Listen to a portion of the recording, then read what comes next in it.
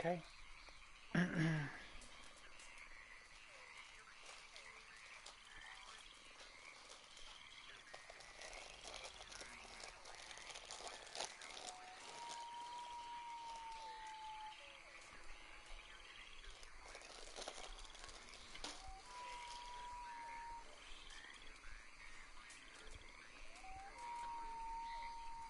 Hello.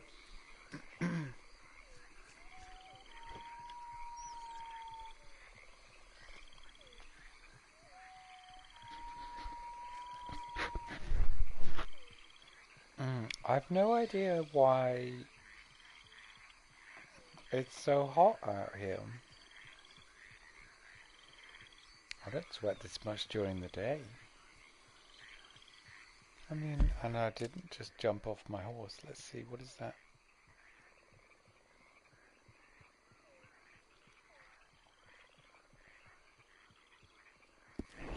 2:30 in the AM. Why would I be so warm?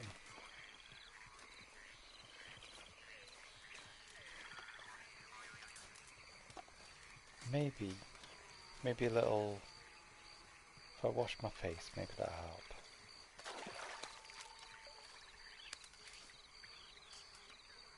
Come on. That does feel better actually. I think probably... Hello? Come on, give us some music, Tony. I mean, Jack. Thanks. Maybe a beer will help.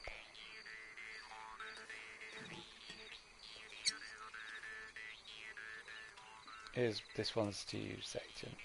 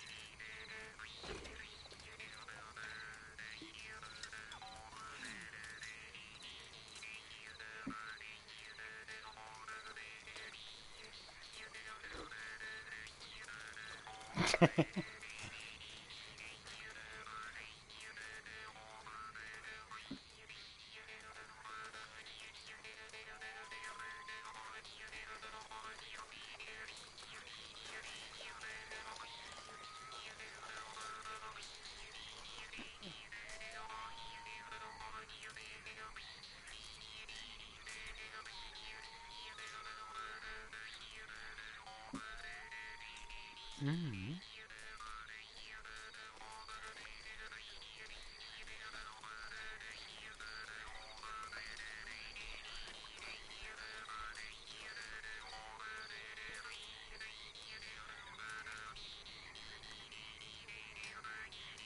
So what is it with all these folks out digging around here? Is there some lost treasure I ain't aware of? Feels like everyone and their uncle's got a shovel of late. I don't know. Why would I know? Bit of a random question. I'm sure when I hit the instruction button a minute ago, it said crypts. That would be something to do with me looking for the dude who's going to help set me up to get the moonshine in.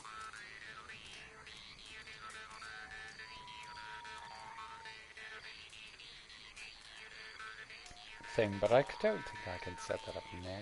Oh, I don't have the gold. They look crypts.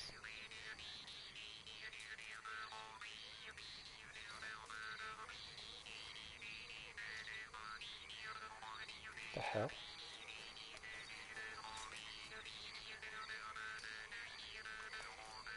You're not telling me this is crypt.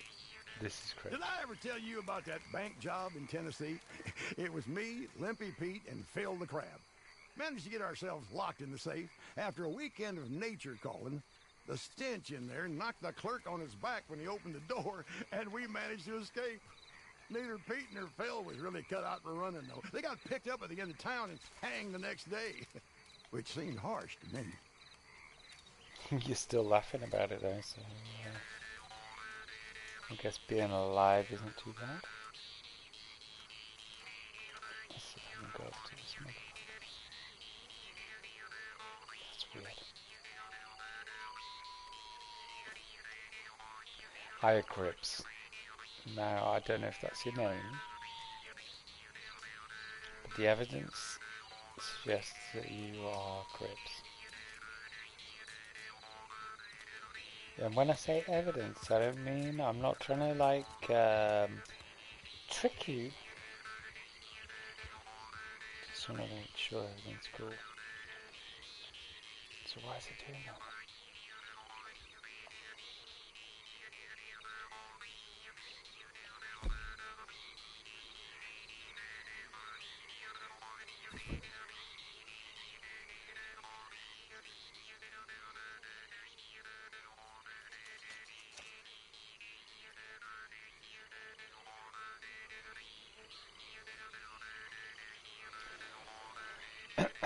Okay, I'm gonna remember you're there. That's Did I ever really tell nice. you I briefly trained as an acrobat in Portugal? I think it's one of the reasons I've stayed so spry. He was a strange man, claimed to be a mute, but talked in his sleep. Yeah, he was probably talking in his sleep.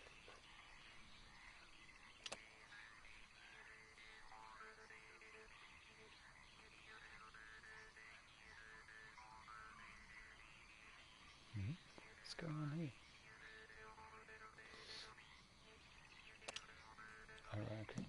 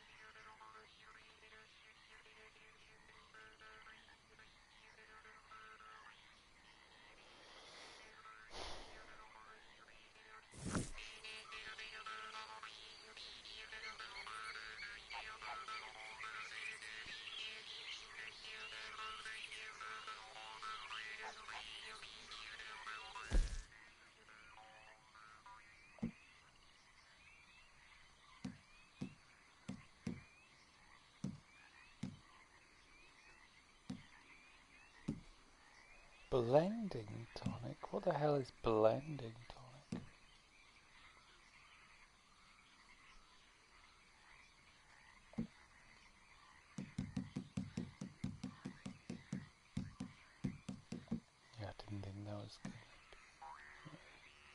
Revelatory. You know, I was just thinking, it's been years now since I slept with four walls around me. And even longer with four walls and a roof. But I've never been happier.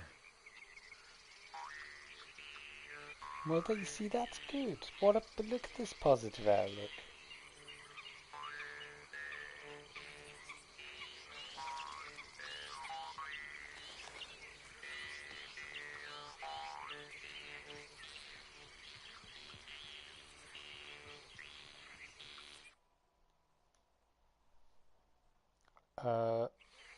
Yes, take a look. Let me know if there's anything else you need.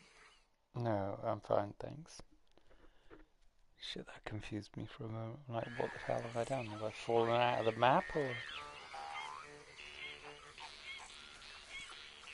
Well, it does look like it's morning, and the sun has risen, so I'll say it's time for a little bit of a little bit of sun morning ritual.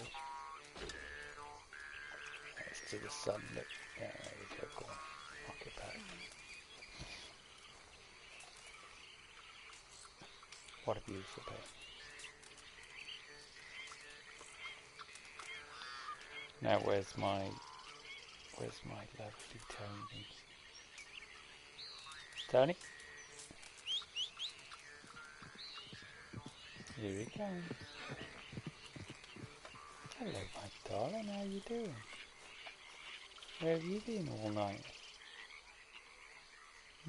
What have you been doing? Come on.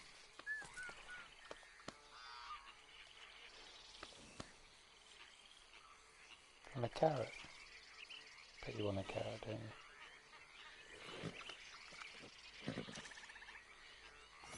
Oh shit, I just gave you fucking ginseng. God damn it.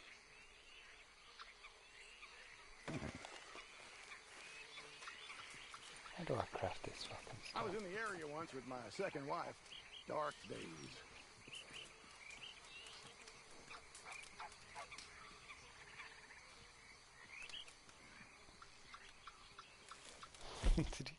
What did he say? I was here with my second wife one time. Dark days. I'm sure that's what he said. Like, I make potent snake oil for one piece of tobacco. Fully restores dead eye.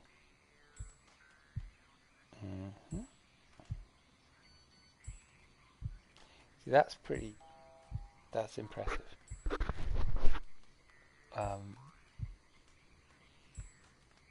Right, potent snake oil. Do you know what, instead of just going and buying it, what I'm going to do is have a little... Oh my god, am I making it now? Oh, okay.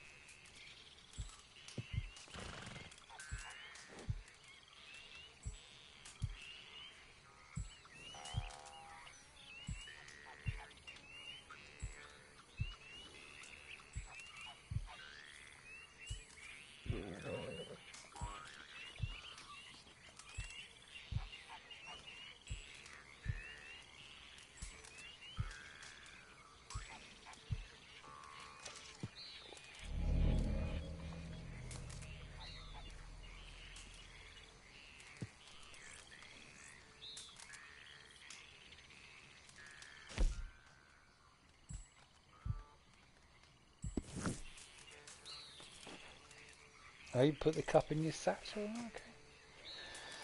Once purchased, looted, or crafted, consumables and provisions can be found in your item wheel. Access this by holding the buttons there. Okay. Items can also be found in your... Yes, I know.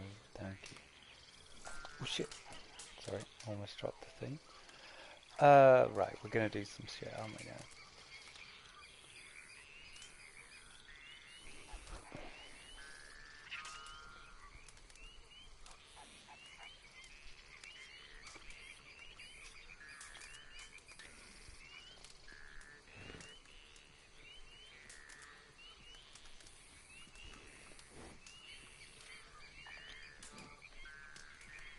Oh my god.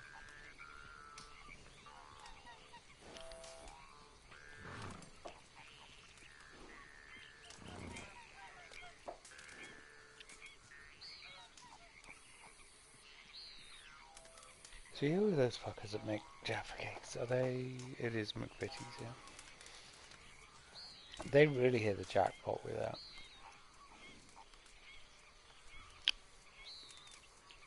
Hey, I'm not joking, you know, like, proper,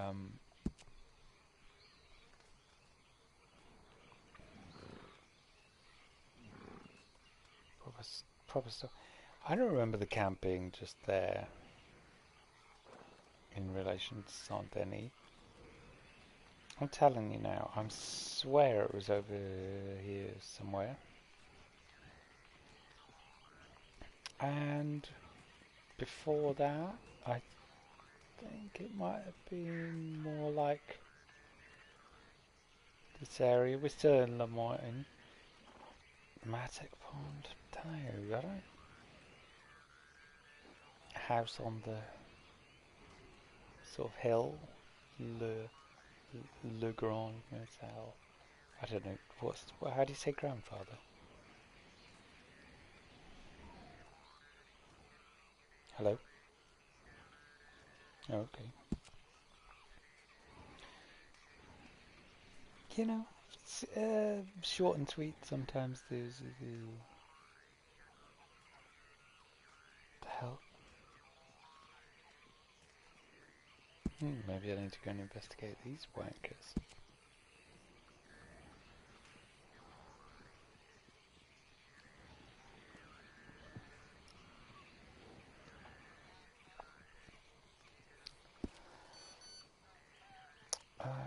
We don't have a map.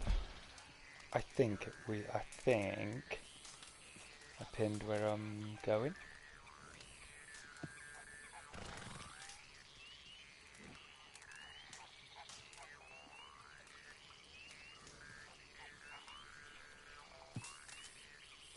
Okay.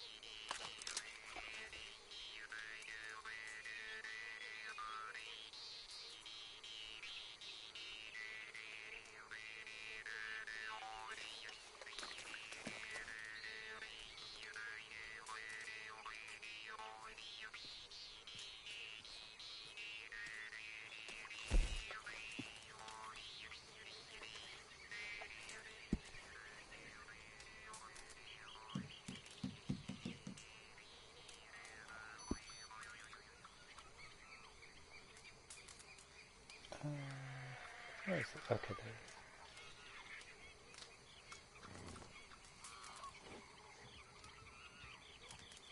there. Okay, we're gonna go and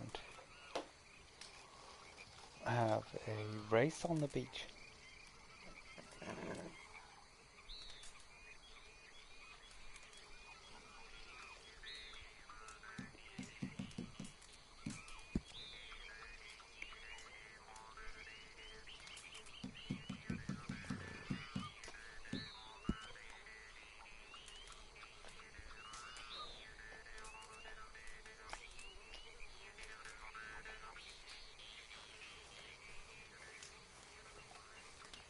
Fresh cold. Oh.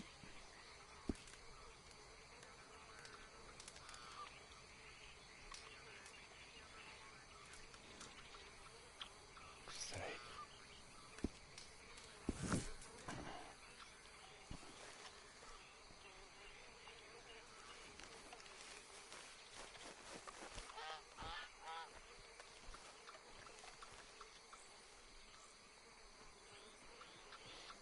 Okay.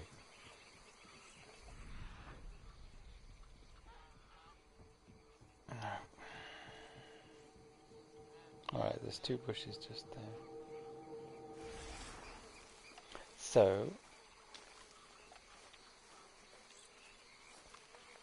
let's go to them without getting eaten.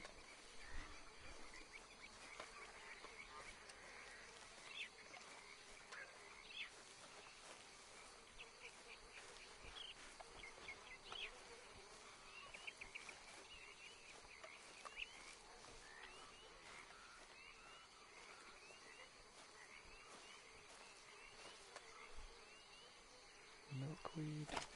Go on then.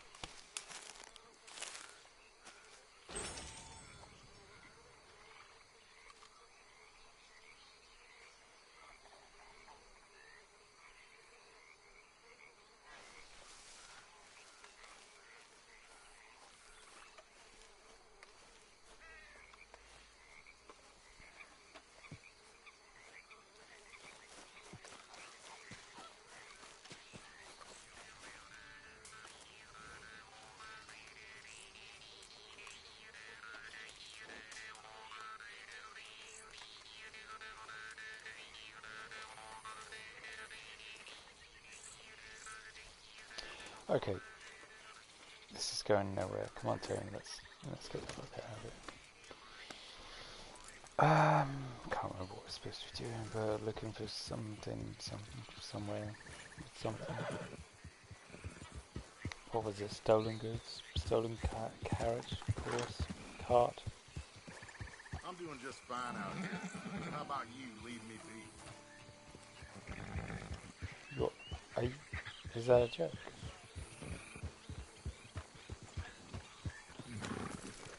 Back up some, will you? Damn heat rash is killing me. No, I don't think I will actually. Come to think of it.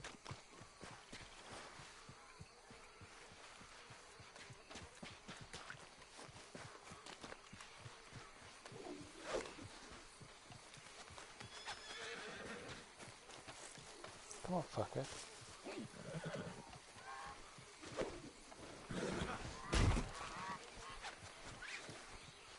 I'm done talking. Oh yeah?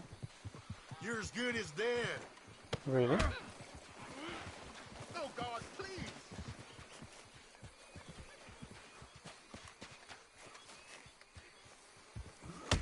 Oh! Oh! Oh! Oh! Oh! You'll be alright in a minute. Keep following me.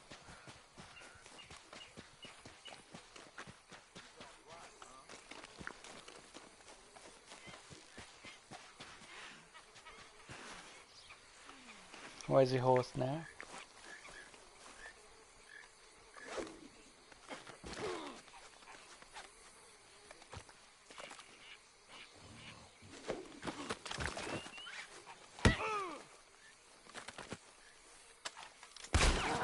Ah, you bastard!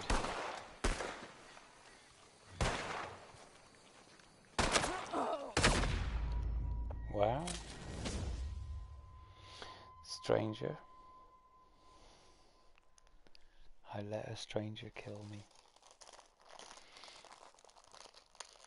That never would have happened if I was not alone.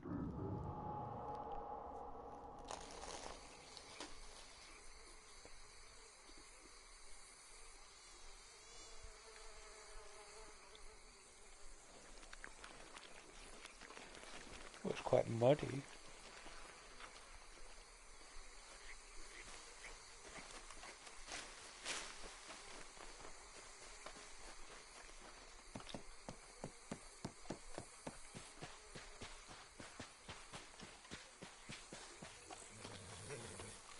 Hi, Tony.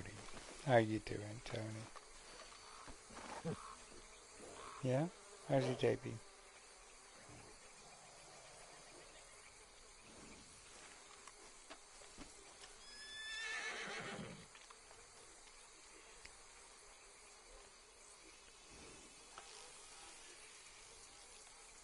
What the hell's going on?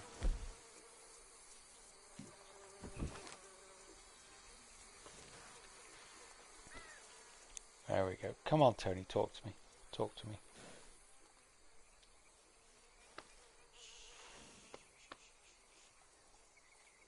What have you been doing? Huh?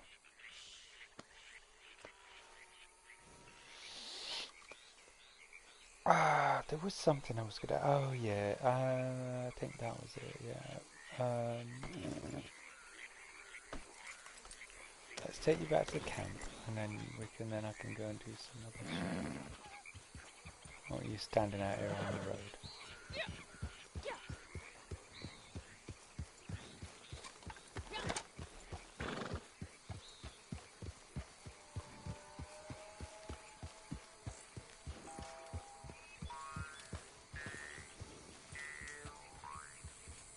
Somewhere over here there's...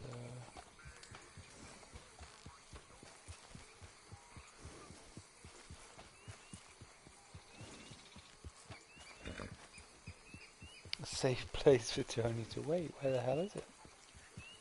Is that it?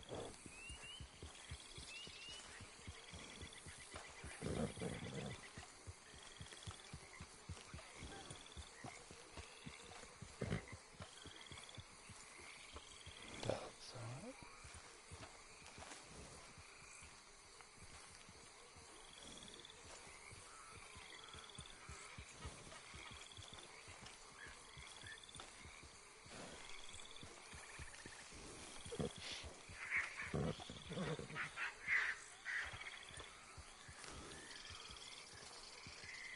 Come on. There you go.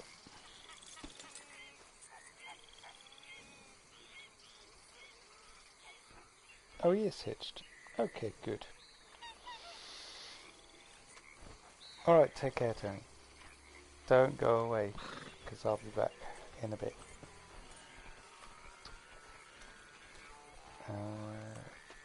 Just before you go, let's have a quick look at where we is going.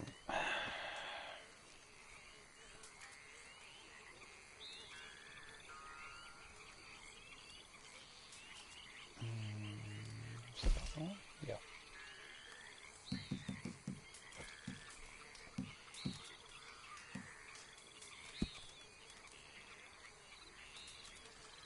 Take over shootout, featured elimination, race, nominated. I don't know. Let's just go with that and see what happens.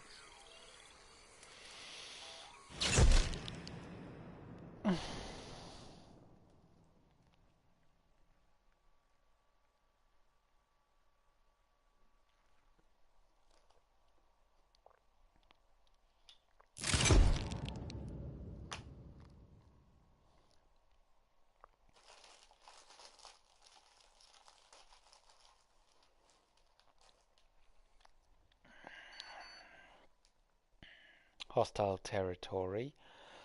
Callagher Hall. Work in teams to capture and control as many territories as possible. Capture and control.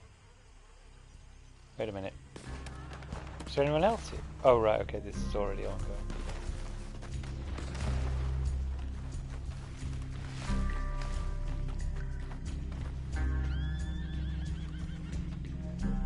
Where the hell is everyone?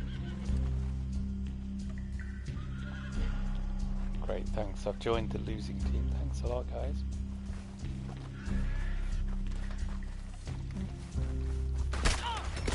Oh, you bastard. Rapid fire rose. Headshot. Well, that's a good aim.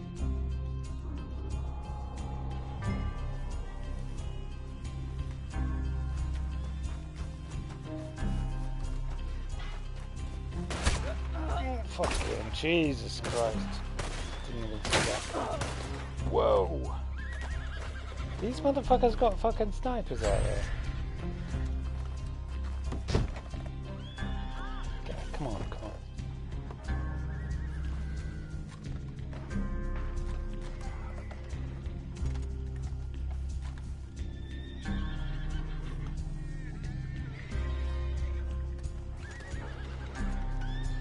Where's that fucker? Ah, wow. Rapid fire again. Lancaster repeater. That's not a sniper. Damn. This rose is good.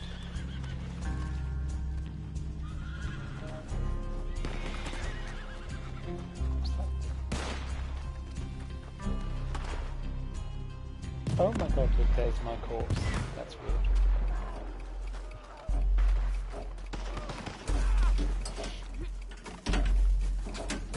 Come on, let's kill right now.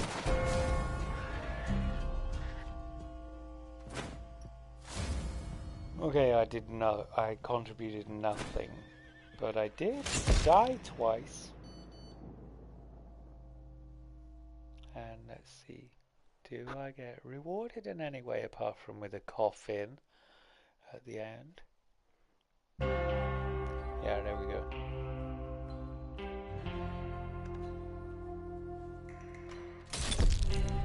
Smug bastards. Old campaigners. Okay. Well done. Really old losers is what it should say. I mean, it's fine. It's fine. Are we gonna snap out of this screen, or are we just gonna stay looking at this for? Hello? No? Hello? What's happening? Oh my god. That was weird. Why did that take so long?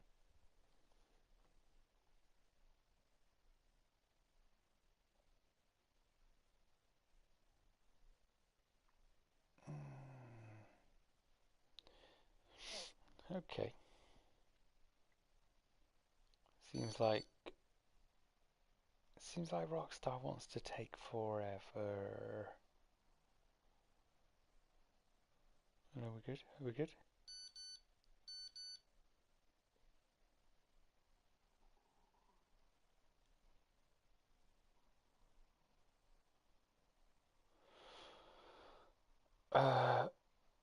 Apologies for the interruption to our regular programming.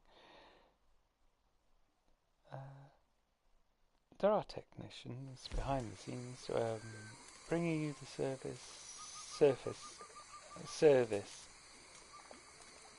back as soon as possible.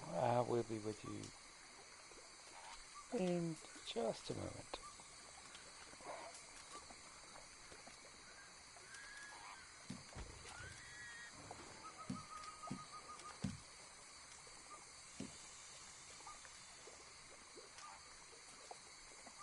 What we got? Teams lock in 15 seconds, 30 seconds over. Okay. And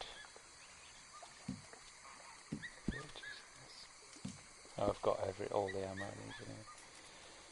With 10 seconds to spare. Excuse me?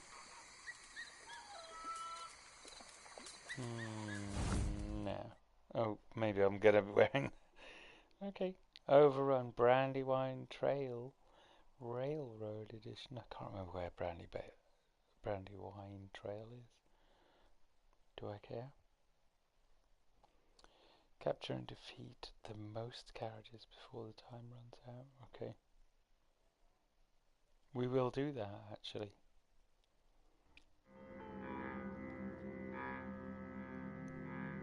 Oh, capture and defend. Okay. Yeah, we can manage that. Oh, we're far north. Uh-oh.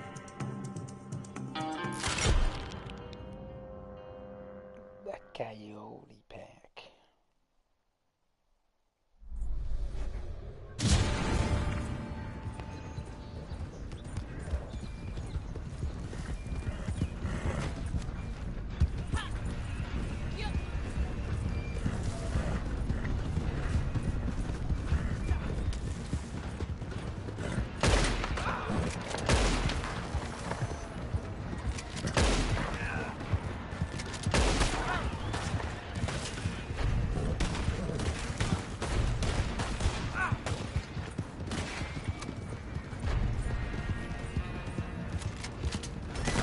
Ah, you bastard.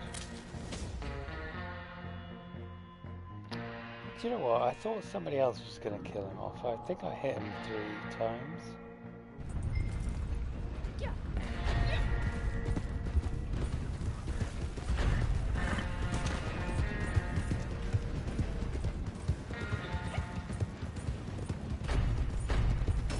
Ah, you fucking hell. You know, I'm a virgin. Okay. I'm still learning. Capture the territory zone. I was instinctively doing the wrong thing. Good. Come on, Tony. Damn it. Do you want to, like, face in the direction that we're going? That would probably help. Yeah.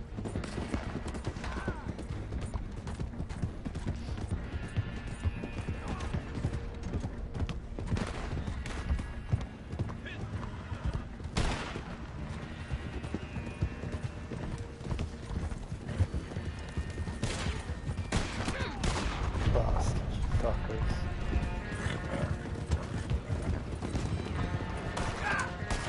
Fucking hell. Am I going to do that on foot? Why did I get off my horse? Oh my god. Okay.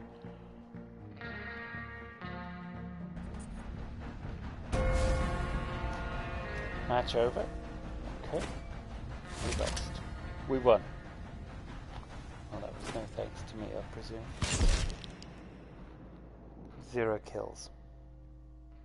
I mean, I got that close. That one person that I shot 3 times, they didn't die, they were tough.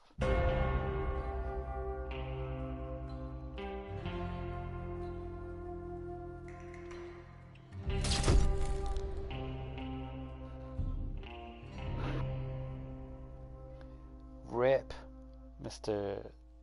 I don't know, elderly. What were you called? Elderly something?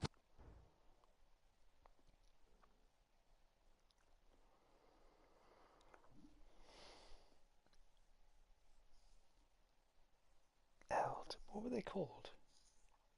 Older. I don't know. Older something. And let's go in here and see what the stream looks like.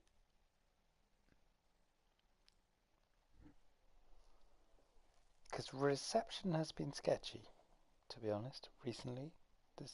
Today about midday, Spotify was down for about 15 minutes.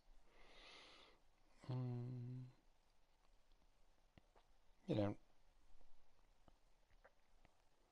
well, not a life-changing moment or anything, but you know what I mean. It's, you know, these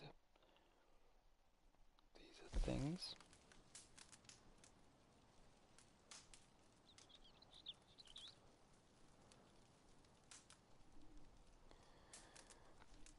supposed to be doing something here.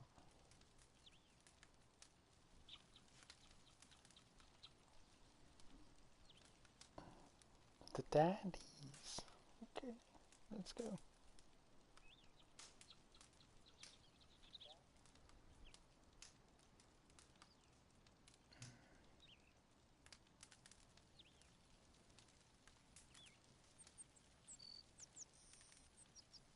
Overrun.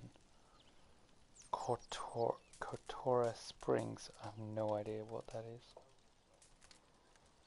Oops. Do I need to ready up? Yeah, okay.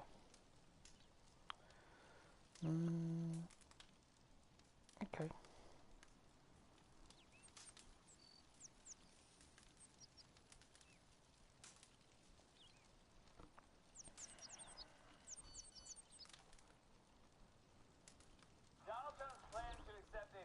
No, no, no.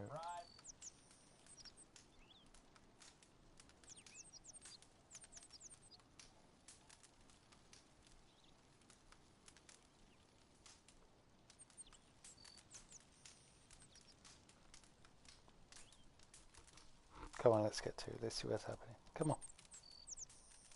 Emoji pill, emoji partying face, emoji penguin, emoji smiling face with hearts.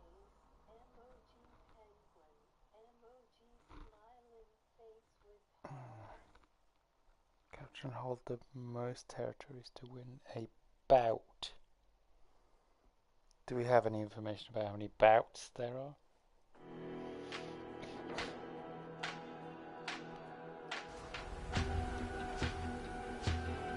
Okay, maybe they're the steaming piles of shit.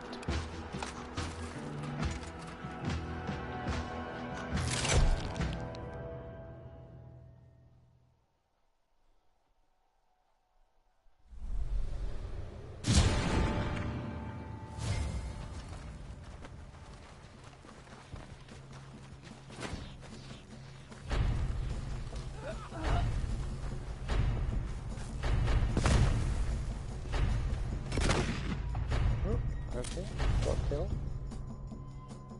I think it's more important that I take a piece of territory, concern myself unnecessarily with life and death.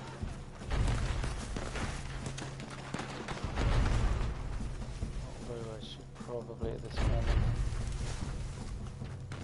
preserve my life, if possible.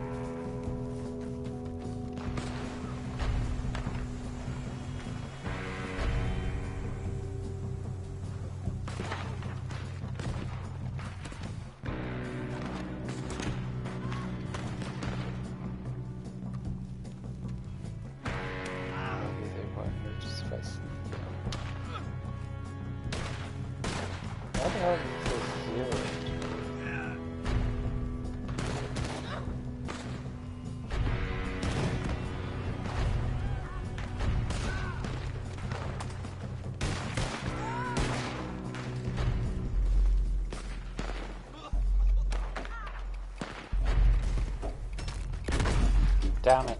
Shit.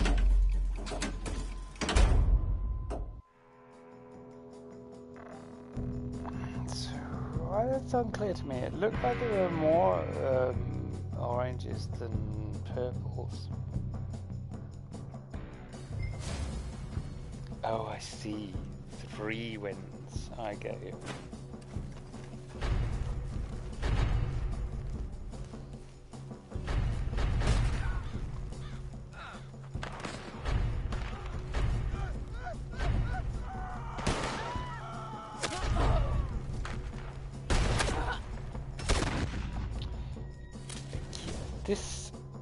This puzzles me because my understanding was that when I'm doing that, I'm not visible to the enemy, but apparently I am. So, what can you do?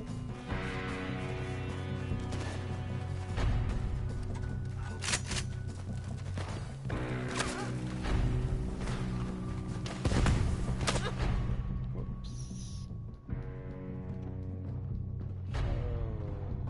need to.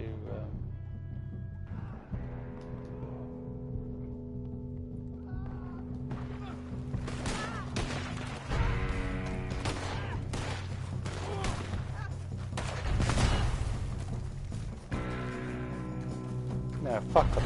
Actually, let's just run straight there and fucking take their territory. Oh, I died in the water. Love it. Oh no. 2 out of 3. What are you gonna do now, boys?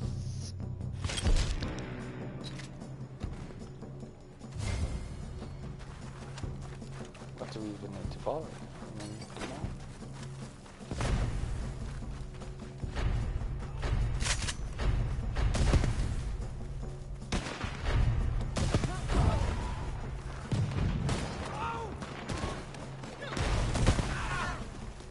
Might have nice guns and everything, but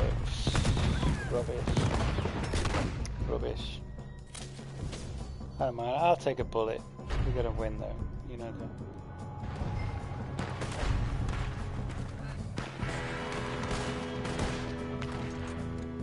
Let's see if I can get one.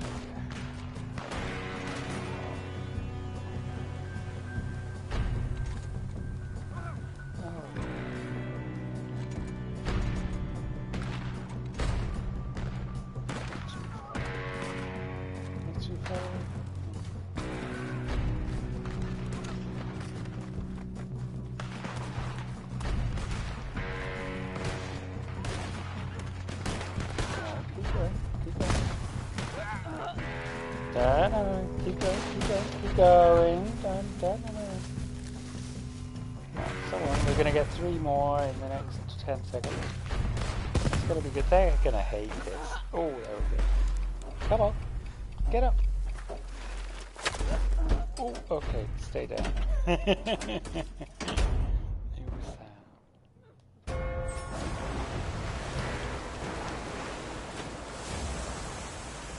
Doesn't matter. It was their rubbish.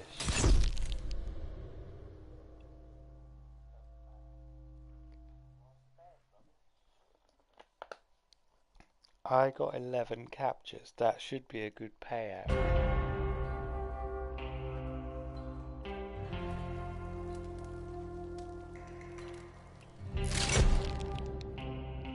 I believe I was instrumental in the success.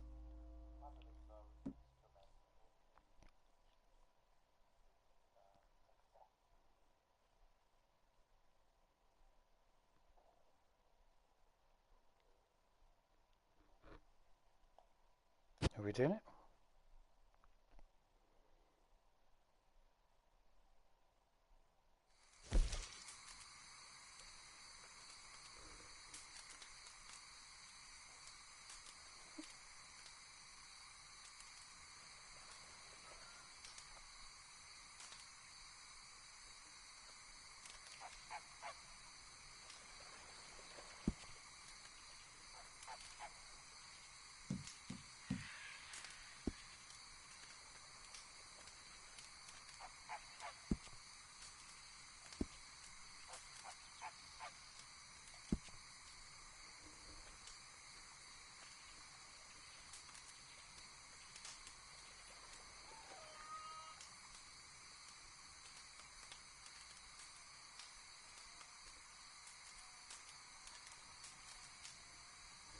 Teams lock in 20 seconds. Game starts in 35.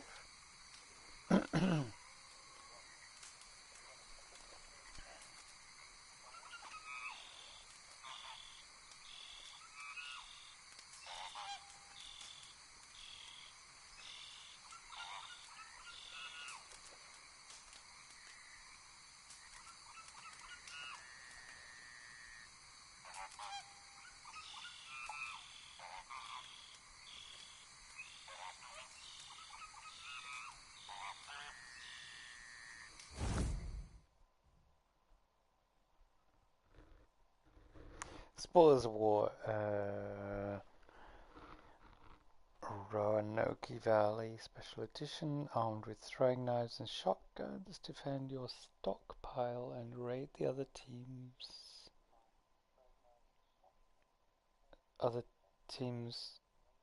Oh, that's an awful grammatical error. Whoever steals the most wins. Oh my god. I'm stunned at the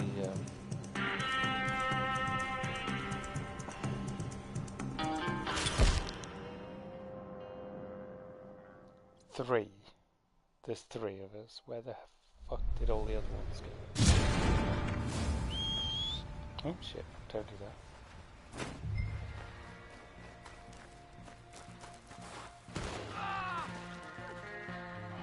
God, how do I...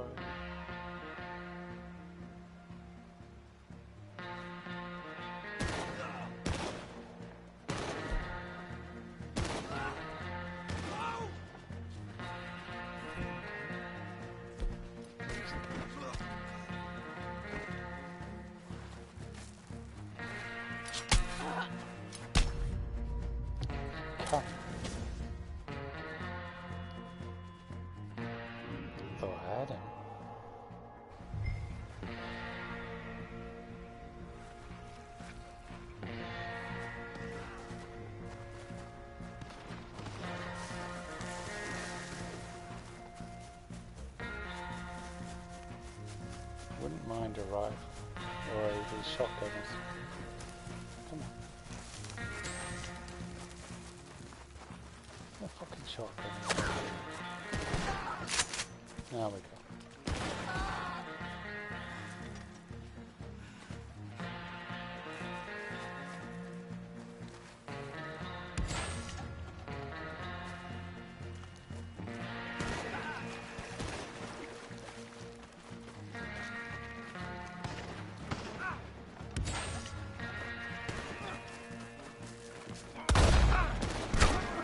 Ah, you bastard. How did he see?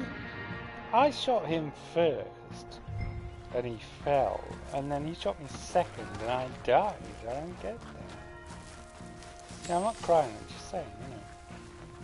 How does that work?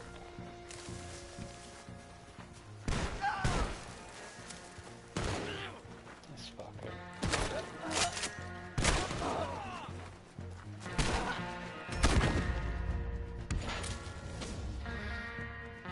No idea where he was.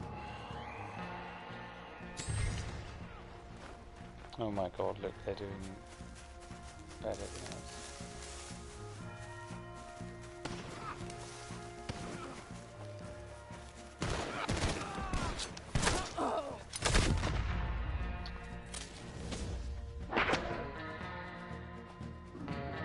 Not at all happy about the way this is going.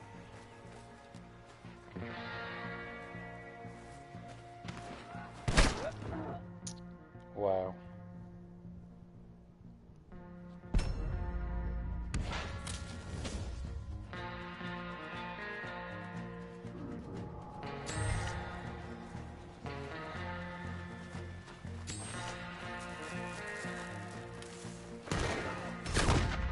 Oh my god. This guy really is out for me, I think. Peacemaker Colt.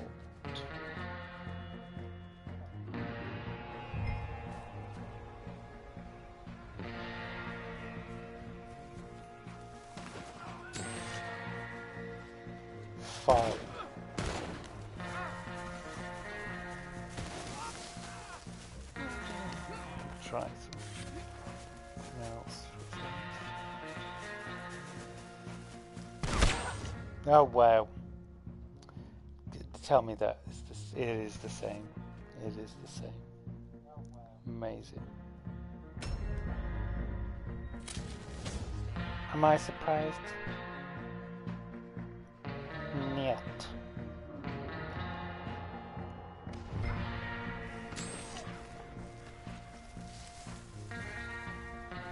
Right. Okay, now.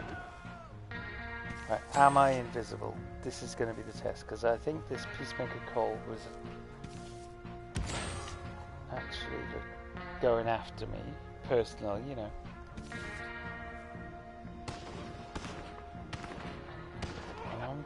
And I know this might look lazy, but I just want to check. This is me testing out whether the,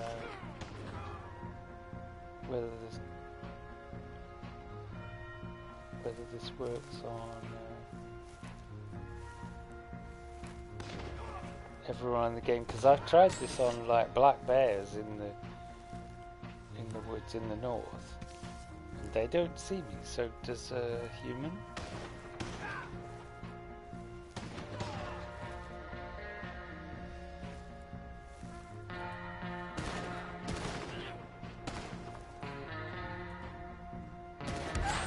See, look, now I'm showing. Now I'm hidden. Now I'm showing. Now I'm hidden.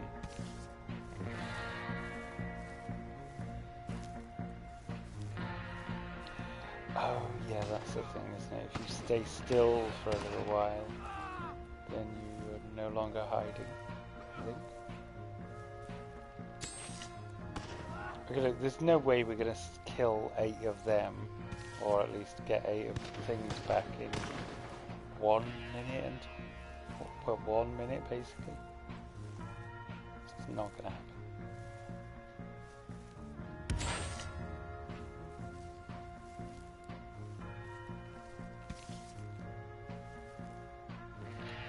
Rubbish. I wonder how many there is on there.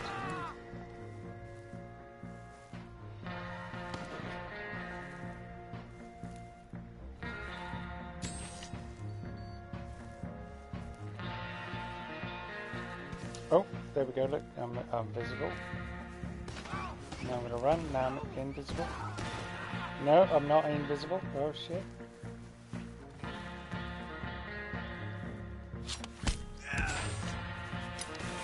No, you need to die. You've killed me 3 times.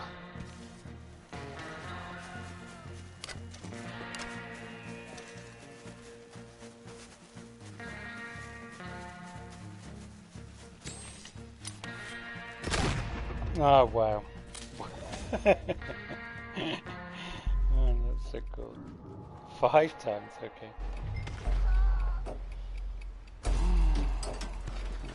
Oh, let's go in the water.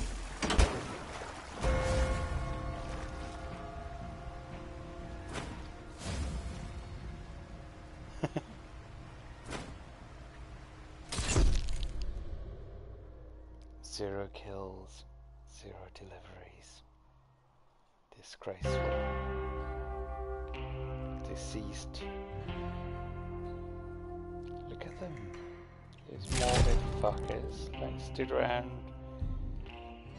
smiling over the fucking weirdos. Let's have a look at the scoreboard then. Come on. Can you open the score? Hello?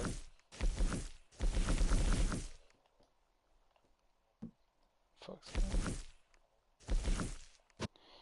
going. Something a bit slightly broken.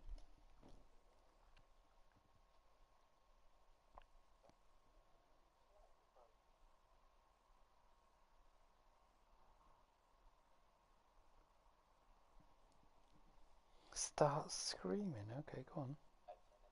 Tax cuts for the rich, and the reason he calls it big is he's trying, I think, I know, because of its unpopularity, to shove through all in one big reconciliation bill his whole legislative agenda, which is mostly terrible.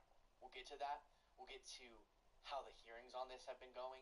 A Republican speaking out against the Medicaid cuts. Crazy. But listen, it looks like right now Republicans are still very divided, which is bad news for Trump. Good news, I guess, for us. But remember that this is not something Trump takes that nicely. So behind the scenes is crazy whenever Republicans resist his agenda here. Headlines like this: stop grandstanding. Trump yells at Republican holdouts threatening to sink budget bill. Or this: Trump screaming call on GOP moderate misery. And it tells a story we've gone through in more detail before of him calling up Republicans who have some questions, whether because they want to be more extreme or less extreme, and him literally being overheard. One of the anecdotes is like someone over there could hear his voice shouting at one of these Republican Congress members, and so they changed their stance on it. Because this is his whole agenda. Now, why someone would fight this hard for something so terrible, I don't know. But he really wants those Texans. Really wants those Texans. So we'll get to what we know now. A lot of updates. These hearings, just chaos has been erupting at them. But first, here's Trump's most recent remarks. Speaking much more moderately publicly about this. I mean, I'll let you know, we have to get a vote. We have a lot of support for that bill. And if that happens on top of all of these trade deals that we're doing, this country will hit a point that you better go out and buy stock now. Let me tell you, this country will be like a rocket ship that goes straight up. This is going to be numbers that nobody's ever seen before. Oh my God, how many times have you heard this wanker say nobody's ever seen before? So that's his argument, that Okay, Republicans, wow. as you saw in that headline, they're just grandstanding, the ones who are against certain parts of the bill. And then Democrats, they're just fighting to fight. It's not that literally protesters in wheelchairs are coming into the hearing saying, please don't cut my Medicaid. That's not what Democrats are concerned with. They just want to fight for fight's sake. PBS reports tax breaks tallying Join more a than series of $5 newly trillion, but also featured sizable reductions in Medicaid health care. matches from here. You can also join green energy strategies to fight climate change. quick join. Oh, actually, yeah, that's a good point. I don't need to travel. Yeah. Marathon public hearings on their big, beautiful These bill. guys We'll check look a bit in on these angry. marathon public hearings because they've been really chaotic. I told you about the protesters coming in saying don't cut my Medicaid, and then you have members of Congress because they went on so long falling asleep in the middle of these hearings. It's been mayhem. Here's the footage of folks in wheelchairs coming in and saying, I rely on Medicaid, and protesting on the floor of one of these hearings. Yeah.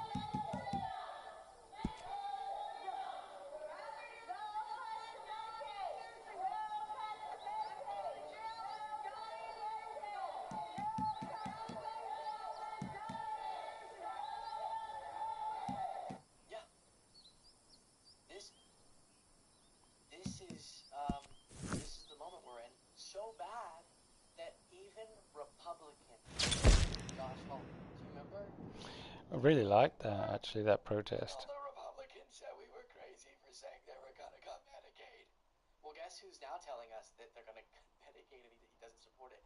A Republican, Josh Hawley, is saying to my fellow Republicans, please don't. Please don't.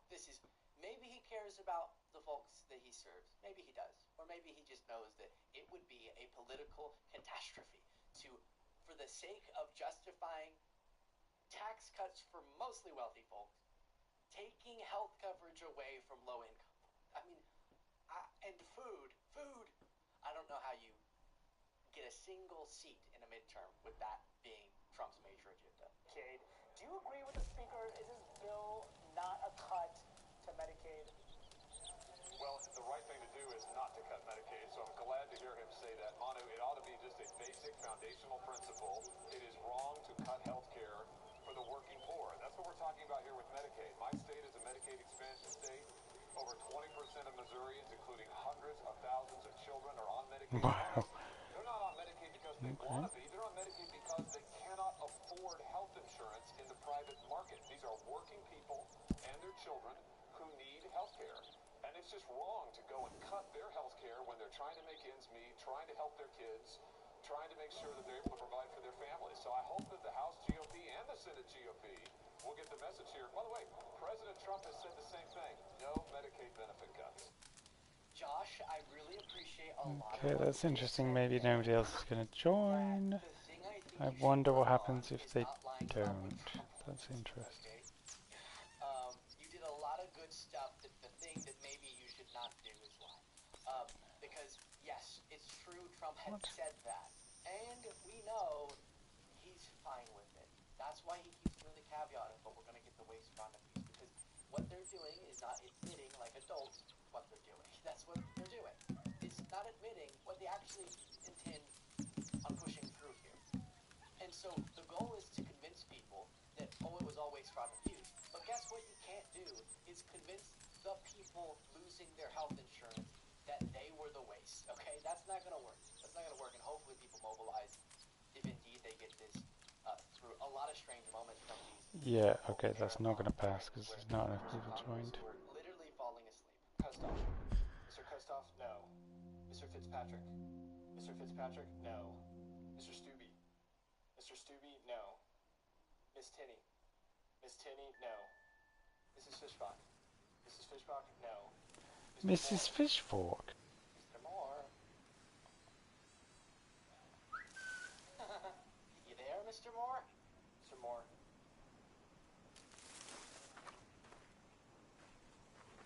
All I gotta say, he's in a slump. Like, he's having some dreams.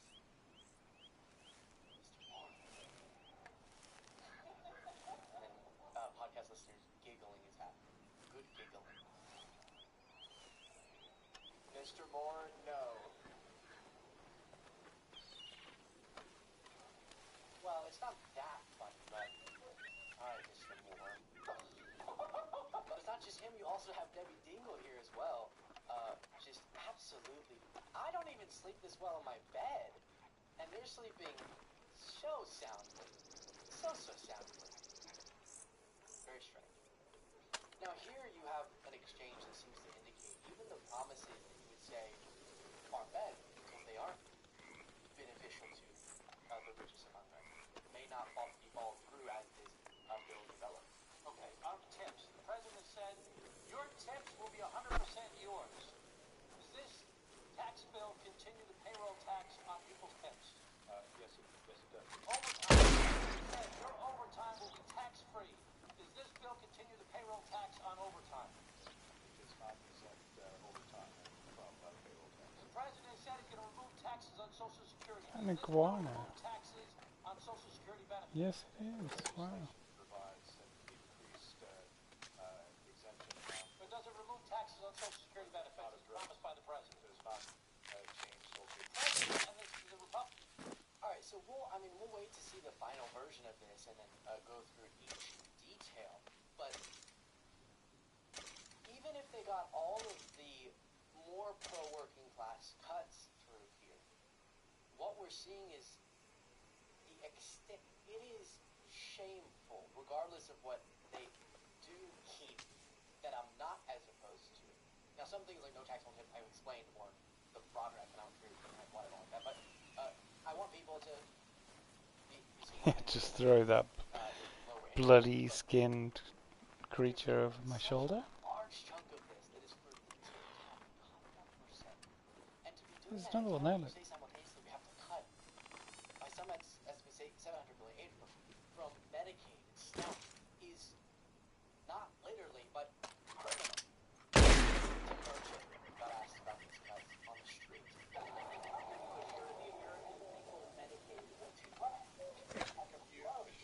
Your nana that you still support her after she told you that she's not going to help you, not going to help you else.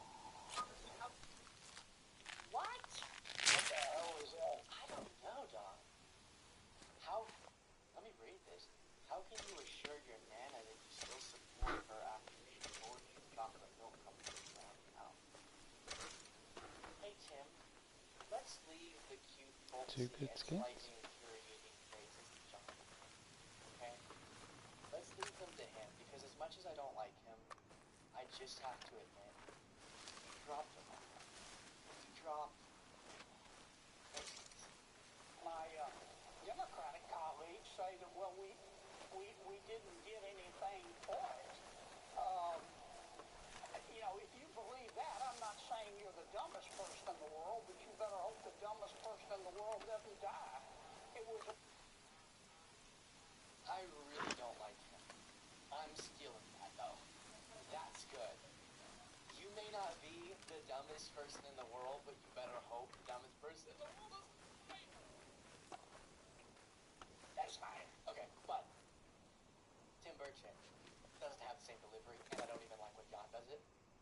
And you're mocking. He's mocking the question of how can you guarantee Medicaid cuts, which are currently in the writing of the bill, so they definitely are trying to push that through. Maybe the Josh Hawleys of the world will change that, but they're really trying to get these as many times as they promised was going to be there, and they even temporarily took it out, but they put it back in cuts to Medicaid staff. They are pushing that through. Now, you heard John Kennedy in that clip talking about the context was China and the trade negotiations and what they called a deal that wasn't really a deal. Here is economist Justin Wolford speaking on the incoherent Trump in the first clip we looked at, talking about how you have sort of two parts. You have his tariff policies and you have his legislative agenda, and they both need to work in tandem. But the tariff approach here is so fundamentally economically incoherent. How could it possibly accomplish what it's promised? China sells a lot more to the United States than it buys. Now, I know you're probably saying, well, that's not such an issue.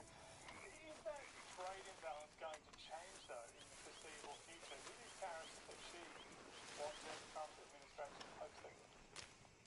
Okay, so I am professionally obliged to say a two-country trade difference, bilateral trade deficits, the term bars, isn't something one can care about. I have a trade deficit with my local shopping centre. I go there all the time. I spend money. They don't spend any money buying economics lectures from me. But when I come home from the shops, actually, I'm delighted with all the wonderful produce that I've got. And I feel that's a very healthy relationship. And that's how I wish we would think about our trading partners. So it's not going to fix the US-China bilateral trade deficit. It's not something we should want to fix either. But then the other thing is, as much as that's one of the rationales the president has used for his tariffs, they shift every single day. Some days he wakes up and he says, oh, what I want is to threaten tariffs so I can make a better deal. Other days he says, I want really high tariffs so that I earn a lot of revenue. Now, you can't do both of those things. If you make a deal, you're not getting revenue. We have tariffs on China because we're using that as a stick to get them to try and reduce the amount of fentanyl coming into the United States. We've had tariffs, some have argued for national security reasons, others to onshore manufacturing, and on and on and on it goes. This is a policy proposal looking for a rationale, and honestly, that's so astounding. That's what Trump got obsessed with tariffs for whatever reason, and thinking that they would do something that they won't do. And so then everyone around him started working double time to think of a justification. All right, he wants to do that. Let's think of a justification. But because he changes his mind every 2 seconds, they have to change their mind every 2 seconds. So it's pressure, it's negotiating, it's to lower their tariffs, it's actually to have permanent tariffs to bring jobs back. But that's probably the craziest one, which is it's using the tariffs, which you can do, to onshore manufacturing jobs.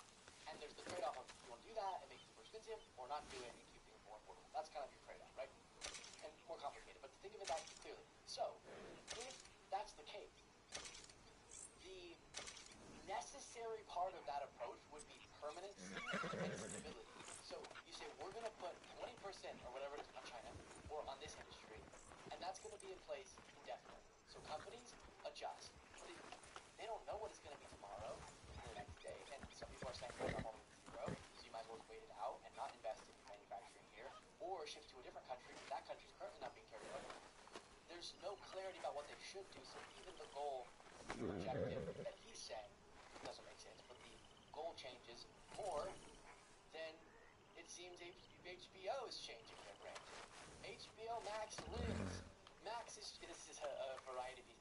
Max is changing its name back to HBO Max this summer, 2 years after deciding to drop the HBO. So they went from HBO Max to just Max, and now they're going back to HBO Max. And Warner Bros. Discovery says, returning to the HBO brand into HBO Max, or returning the HBO brand into HBO Max, will further drive the service forward and amplify the uniqueness that subscribers can expect from the offering. It is also a testament to WBD's willingness to keep boldly iterating its strategy and approach, leaning heavily on consumer data and insights to best position itself for success. We're doing this to keep serving our consumers better. How? Who cares? It's HBO Max now. That is different. Cool. But even they changed less than Trump's tariff policy for their reach. Charles Gasparino, who's a Fox contributor, said, the last thing I'll say on trade before I hit the gym. That's what to say. Last thing I'll say before I go get absolutely ripped. My biceps are calling, but let me say didn't know that, Charles, but okay. Rowdy, we literally went from predictions of millions of people screwing in little squares. Tariffs will plug the $2 trillion budget deficit and pay for no tax on tips. Plus, you can live with $2 instead of 30 to let's make a deal with China. It's just, it makes absolutely no sense, and Wolf has explained it well in Chris McCall. Right, but they say, Professor, that's the way you want. Did I say Chris? Just. Right, but they say, Professor, that's the way you onshore the jobs. That's the way you get it back. It's going to be a little tough for some of the people who have been pigs in the trough of all these cheap goods and supplies. If we want to bring them back, there's going to be a little pain, but there'll be long-term promise for the majority of Americans who work those jobs. Mate, if you want to onshore jobs, do you think 90-day pauses are the way to do it? Do you think tariffs rising from 10% to 20% to 54% to 84% to 125% to 145%, falling back down to 30% is the way to do it? Do you think having a regime where none of us know what the tariff rate is going to be next week, let alone next month, is the way to bring in a factory that requires a 50-year investment? So there is an argument to be had whether tariffs are a good idea or a bad idea. I'm generally against them, but we can have that argument. What there's not an argument about is that this is a sensible, productive way to have tariffs. The way we're implementing them chaotically, we're going to get all the costs. For sure, stuff from China's more expensive, supply chains are breaking down. The benefits will be if businesses saw an environment that we're friendly to over the next 50 years, they want to build a factory. Trump hasn't shaped that at all. All he's done is created this sort of paralyzing chaos that means we're going to get none of these benefits. Professor Wolf, Yeah. Sums it up nicely. Curse you, Dustin! And then you have the bag account saying, the left won't like this. And it's reports about the stock market surging. Still not making what it lost by. Surging nevertheless. Do you know why, Trish? Do you know why, Trish Reagan? Because Trump backed on himself. And just gonna break down. The left does like it. We like it. Okay? I do like it because him walking more and more away from what he said he was doing when he reduced his tariffs and positive. So of course the stock market, when Trump stops doing Trump things, goes, hey, we're back to the, not even close back to, but we're moving a little bit in the direction where we were when Biden left office. Because that was a really good time for us. Trish. Come on, Trish, be better. I always thought better. Share your thoughts in the comments, get the bonus show by clicking the join button on YouTube below, and then like the shirt up now. welcome to the show, everybody. Well, it only took a matter of hours after we learned that the economy would contract, shrinking in Q1 of 2025, for Donald Trump to flee all responsibility, blame the entire thing on Biden, and also re-blame a potentially forthcoming recession on the former president. Is anybody surprised? No. Is he going to get away with it? Well, that's the question. Let's talk about it. Donald Trump is running away from responsibility for the economic mess in which we now find ourselves, and he's not even done creating it yet.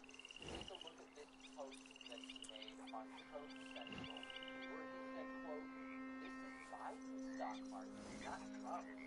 I didn't take over until January 20th. Tariffs will start kicking in, and companies are starting to move into the USA in record numbers. None of this is true. Our country will boom, but we have to get rid of the Biden overlay. This will take a while, has nothing to do with tariffs, only that he left us with bad numbers, but when the polls begin, it will be like no other. Let me translate that for you in Trump's speech. If the economy tanks, it's Biden's fault. If the stock market is down, it's Biden's fault. If Q1 GDP is down, it's Biden's fault, even though Biden was only president for 20 days in 2021. But if somehow things recover, if anything good happens,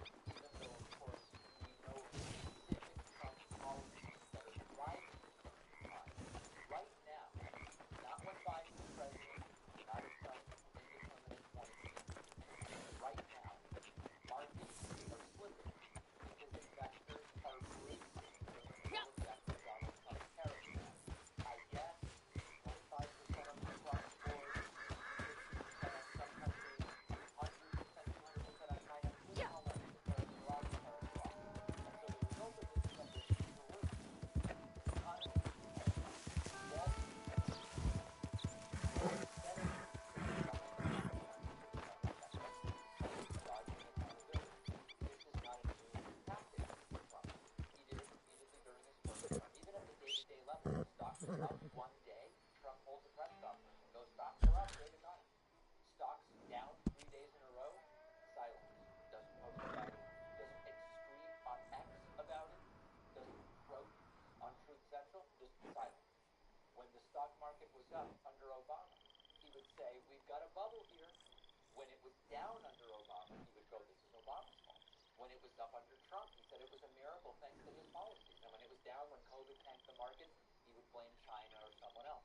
And when recovery came from Democratic-led stimulus, his whole thing was, well, give me the credit. Give me the credit for what's going on. And this is just pulling the exact same move again. Don't blame my tariffs. Blame the guy I beat for what's happening, not in the first quarter of my presidency, but the second quarter of my presidency. Now, let's zoom out a little bit before we get into something deeper, because I do want to be fair and all. You all know I don't like to play political games with this economic stuff. The concept of a lag time in the economy is not an invalid concept. In some theoretical sense, we can imagine policies that are enacted on day one, but the full effect is felt in the economy on day 60, or on day 180, or on day 365. Or the point is that there is, of course, a lag time to some policies. But if you're going to make that argument now, you have to be able to say, here is the Biden policy that is now having the effect of hurting the stock market, that is now hurting GDP. And all they can throw out is, inflation, even though inflation consistently declines under Joe Biden. They don't have anything else. And we, on the other hand, have specific reasons to say, well, this is because of what Donald Trump is doing that we are seeing this instability. The instability started when Donald Trump started announcing these tariff proposals, and when they were on, and when they were off, and when businesses took specific steps as a result of their belief about the forthcoming economic policy of Trump to start ordering inventory or to back off of certain initiatives. For example, we have now heard from 3 or 4 advertisers who had ads scheduled. You know, we have different sorts of contracts with different advertisers. Some of them, they commit to an entire year, and maybe they prepay for the whole year. Others might commit to the entire year with a 60-day out or something like that. We've heard from a bunch of advertisers who said, listen, we need to cancel our second quarter ads. We don't know what our products are going to cost. We have based our ROI on the ads based on what we thought we were going to charge for our product. Because of the tariffs, we think we're going to be paying more, but we don't know because one day the tariffs are on, one day the tariffs are off. It's too uncertain. Cancel the advertising. And so that's a tariff which has now hurt that company because they're saying, we don't think we're going to have the inventory, we don't think we're going to pay for the inventory, and now that trickles down to us. They come to us and to other podcasts and they go, listen, because we don't know the cost of our product under Trump, we don't know what we have to sell the product for, and therefore throwing money at advertising on podcasts doesn't make much sense, because part of knowing how much we should pay for ads is knowing what we've got to sell our product for. This is trickling down, and it's affecting all of us. That has nothing to do with Biden. Nothing whatsoever to do with Biden. It's the Trump tariffs. So then we get to the next point. Trump knows that all of this is potentially not going to go well. You don't start begging your followers to be patient if you actually believe things are about to explode with success. On the one hand, Trump is saying things are going to be so good right away. But then on the other hand, he's saying you've got to be patient. You don't need to tell people to be patient if things are imminently gangbusters. So that's not confidence. It's advanced damage control. He wants to govern like a strong man, but be judged like a bystander. And when the economy starts sputtering under the weight of this trade war, he is going to be the first one out the back door, pointing fingers the whole way.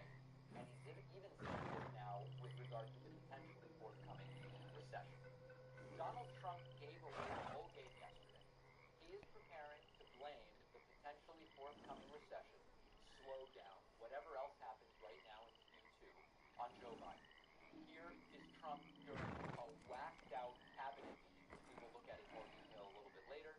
Trump saying this would be Biden. This is the quarter that we looked at today, and we took all of us together. We came in on January 20th. So this is Biden.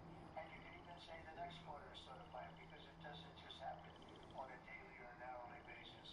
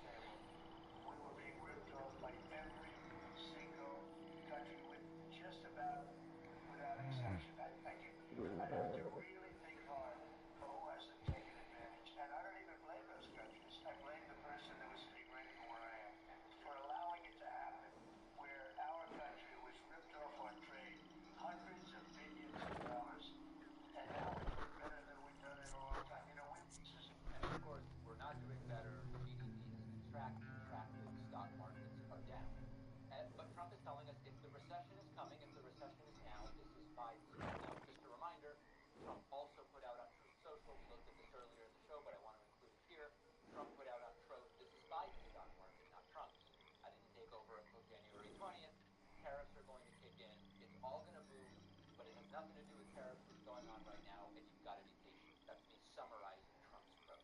So let's just be super honest about what's happening here. Trump is admitting out loud that this quarter might look really bad.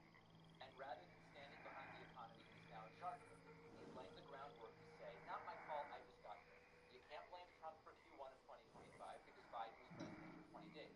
You can't blame Trump for Q2 of 2025, even though he was president, assuming he survives Q2, obviously, for all 3 months of Q2.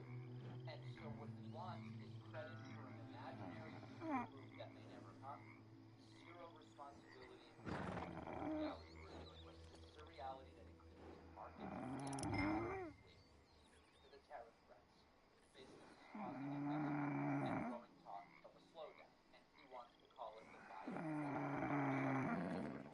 So it's the Trump playbook. If it's good, it's me. If it's bad, it's Biden. And if it's really bad, it's Biden. Put it in perspective. Q2 started in April, May 1st. We're about one-third of the way through Q2. Trump took office in January, and he's been in power for the entire quarter. The economy, the market, investor sentiment. These are reactions to Trump's agenda. The agenda is blanket tariffs that spook global trade and domestic markets. A regulatory rollback that's created even more uncertainty. And public comments from Trump and his acolytes that he knows the pain is coming, but he's more worried about blaming it on someone else than he is on fixing it. So the takeaway is Trump's pre-announcing a recession. He's pre-announcing an excuse for it, which is blame Biden. And if the economy falters in the next couple of months, he wants you to believe it is still somehow Joe Biden's fault, even though he can't link it to any specific Biden-era policy. And even though he will have been in power for the full 6 months of Q1 and Q2, minus the first 20 days. I don't think I have to tell you whether that makes sense.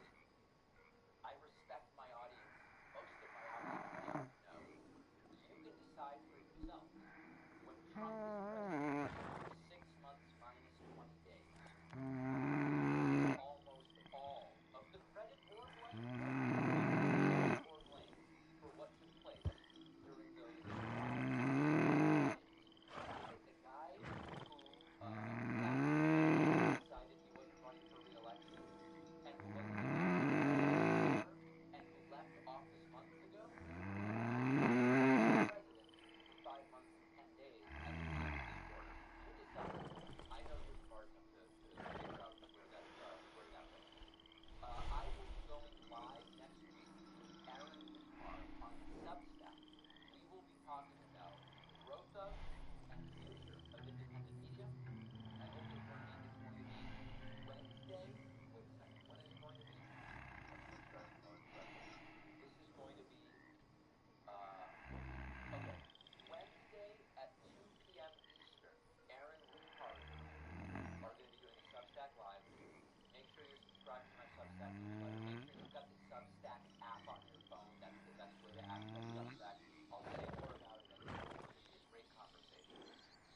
Don't forget that the best way to support the David Pakman Show is by becoming a member, which gives you access to the daily bonus show, the regular show with no commercials. You also get access to our entire archive of every episode dating back a really long time, and plenty of other awesome membership perks. Go to joinpakman.com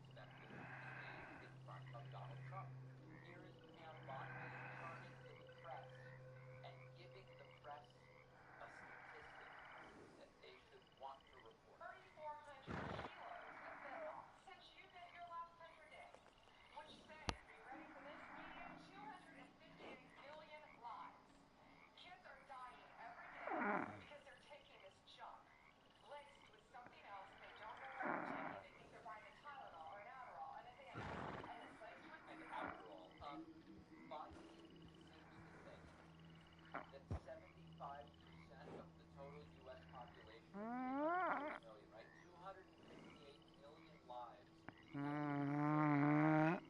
but because and stop fentanyl. Now, million lives. I don't know if I'm from here. Now she says 258 million lives. Soon it'll be a billion American lives are saved, and we'll go. But we don't have a billion Americans, and she'll say that's what the fake news media will tell you. Needless to say, thank goodness, thanks to Donald Trump, we avoided hundreds of millions of fentanyl deaths. Now, on a serious note, you know what does save lives? Not 258 million, but it does save lives. Making Narcan available so that more people can survive overdoses. And you know who's looking to take that away? Big tech. Doug Burgum, the Interior Secretary, cranks up the suck-up culture. He can't quite get to where Pam Bondi got, and God bless him. In your first term when I asked where he was governor, you were courageous.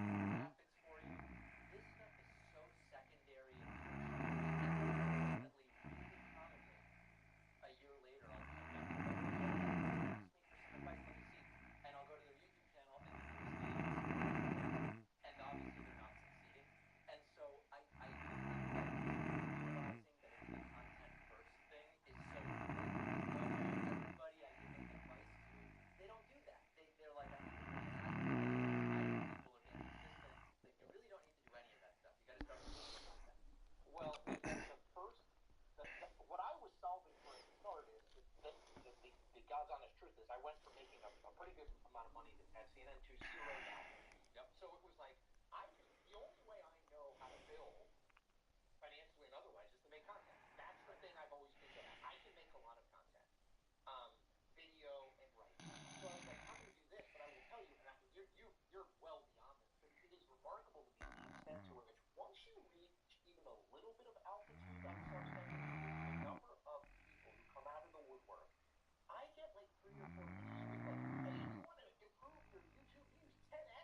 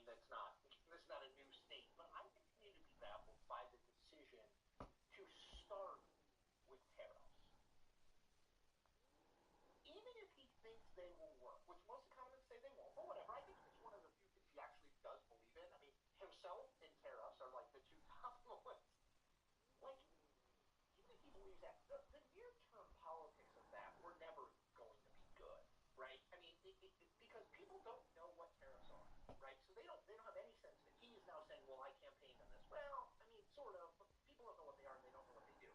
So the immediate effect of tariffs are prices are going to increase on things that you buy. No one likes that, right? So it's like he gave the broccoli first, and then he's trying to give the candy second, a tax cut of one of the many things that are in this big, beautiful bill is the extension of his tax cut. And I do think that he does lose some leverage with Republican elected officials who are in swing districts who say now, like, it is much easier to oppose Donald Trump at 40% approval than at 50% approval, or even honestly at, I think he's at like 75 or 80% approval among Republicans than at 92% approval among Republicans. Yep. So it becomes easier. Now the caveat I'll say to that is like he retained this sort of aura. If you cross me, I will beat you in a Republican primary. Now there are examples where that hasn't happened. Brian Kemp in Georgia, Donald Trump tried to beat him after Kemp wouldn't say the election was stolen in Georgia. They got a former senator to run, and Kemp won 80-20 in the primary. But those are rare, right? The Jeff Flake, Mitt Romney, Liz Cheney, Adam Kinzinger. I mean, there's a slew of people. So I don't know politically if I was in a district that Mike Lawler, just to throw out one name, New York congressman in a district that Kamala Harris won, will be targeted and endangered in 2026 if he runs for re-election and not for governor of New York. If I'm Mike Lawler, I look at a president in the 40s, low 40s, and I think like might be time to.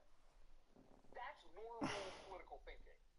Now the last 10 years have featured a lot of non-normal political thinking. So that's what I always say. It's like before Trump would dictate, we would see some of these members be like, I'm not going to vote for everything Trump does because I need distance from Trump.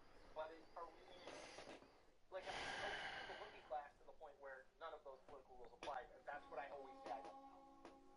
Last thing I want to ask you about, I've seen you argue that Trump deserves credit for border crossings going down. I guess two questions. Number one, there's a huge seasonality to it, and I'm not sure that there's really, on a year-over-year basis, that real decline to point to. Number two, he's ahead of the actual data with a lot of these claims, and so I don't even know that that is what the data say. And number three, what we did have from the end of Biden's presidency was that border crossings were already going down, for which he was criticized to some degree. So the immigration deportation stuff is a disaster regardless of what's happening at the border. I kind of see them as related but two different things. Does Trump deserve credit? I don't know. So I always try to put it in a context. What I would say is if you are looking at things that have succeeded in his first 100 days, Yep. The only thing that I can point to is the border numbers are low. Now, are there 3 people who crossed the border?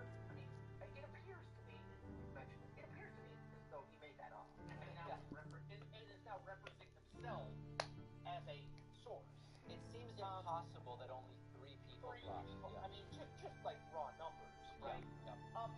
So what I always say is, out of the things he said he was going to do, lower prices of everyday goods, reduce inflation, I mean, I guess those are marginally successful in that. There are less people who work for the federal government today than did before, but the way that it went. Donald Trump's plan to accept a $400 million luxury jet/bribe from Qatar is so perversely corrupt, it's now going to flash from Republicans. Don't worry, Attorney General Pam Bondi signed off on it, and I'm sure that's all above board. For more on this, it's time for a closer look.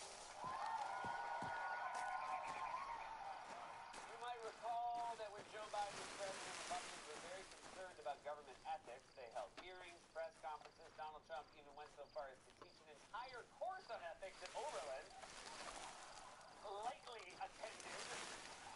Republicans were very uncomfortable with the possibility that the president, through his family, might have received money from foreign governments. The Biden family and their business associates received $20 million in payments from foreign actors in places like Russia, China, Ukraine, and Romania. More than $20 million Biden's family. Paid by Ukrainians and Russians and Kazakhs and Chinese communists.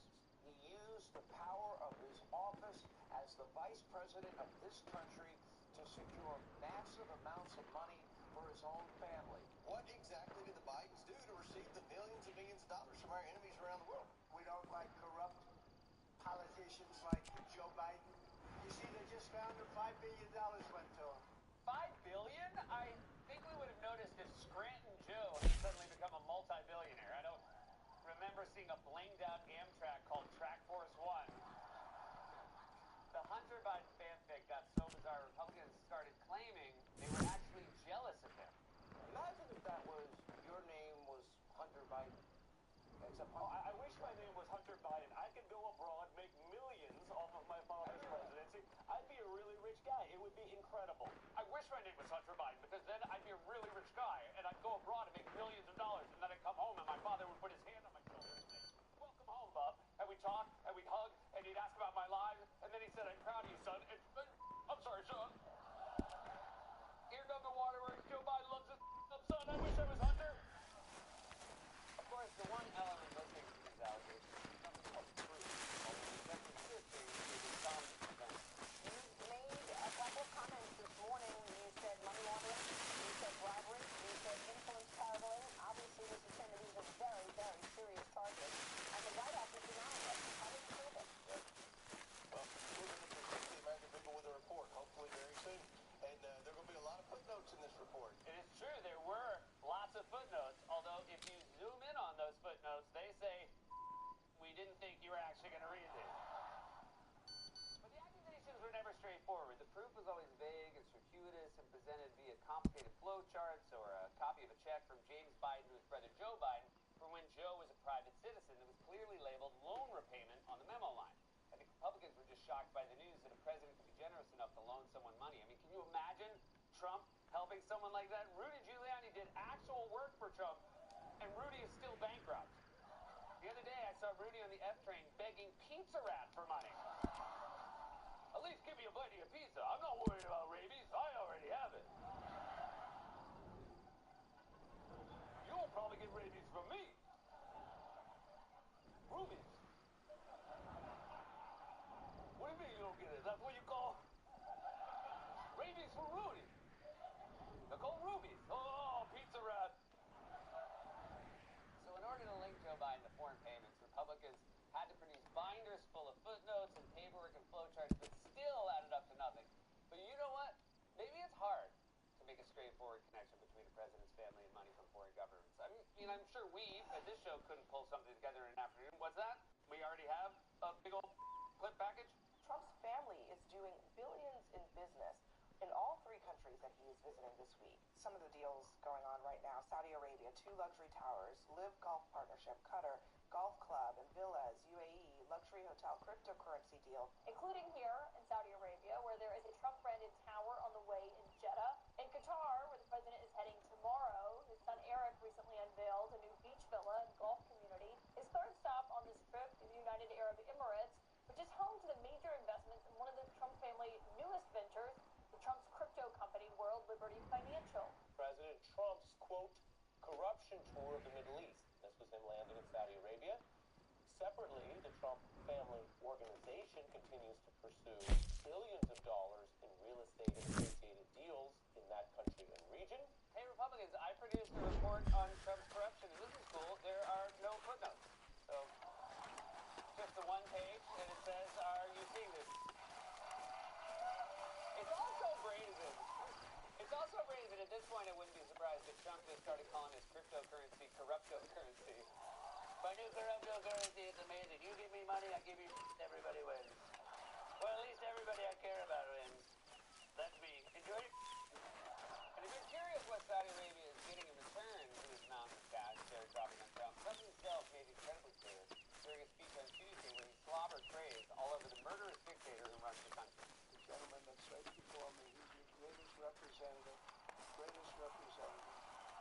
And if I didn't like him, I'd get out of here so fast. You know that, don't you? He knows me well. I do. I like him a lot. I like him too much. That's why we give so much. You know? Too much.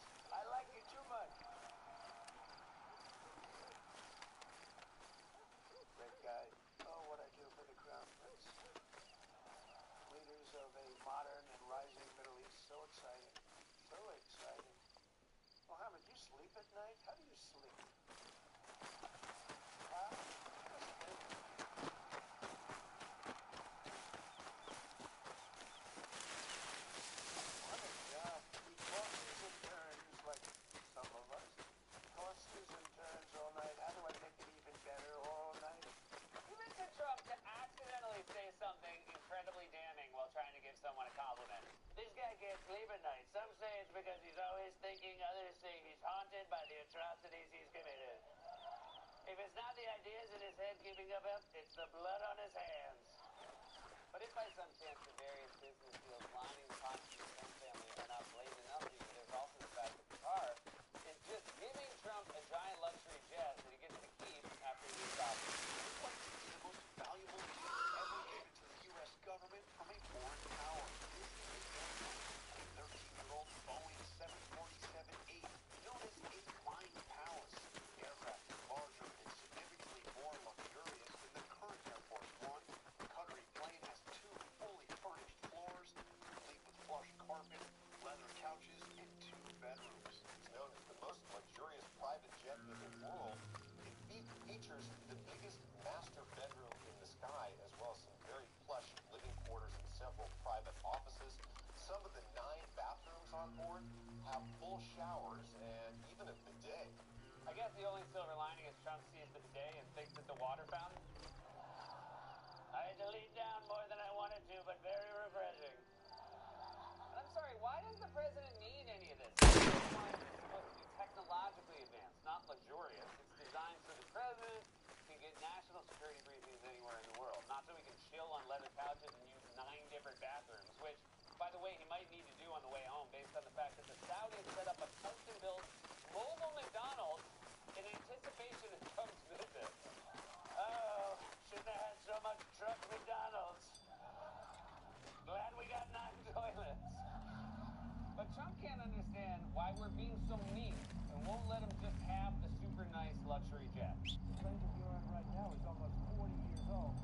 And when you land and you see Saudi Arabia, and you see UAE, and you see Qatar, and you see all these, and they have these brand new Boeing 737 motion, and you see ours next to it, and this is like a totally different plane. It's much smaller, much less impressive, as impressive as it is. And, you know, we're the United States of America. I believe that we should have the most impressive plane. No, we shouldn't. We are, as of this taping, still a democracy with the rule of law. The president shouldn't have a flying gold-plated party palace. Stuff like that is a sign of corruption. That's why Las Vegas looks like that. It was built by criminals. I don't care how much you love the feeling of water getting shot up your undercarriage. And I agree, it's nice. I mean, I don't have a bidet myself, so I just keep a super soaker and a hand mirror in my bathroom. Yeah, it's not easy the first time, but you get the hang of it. The point is, they had nicer planes because they're not democracies. They're royal kingdoms where they press people and use the public's money to build opulent palaces for their rulers. We don't do that here. If you ask me, the president should be forced to fly the same way the rest of us do. Except he works for 6 hours nursing a $30 Bloody Mary and chewing on a pretzel while he waits for the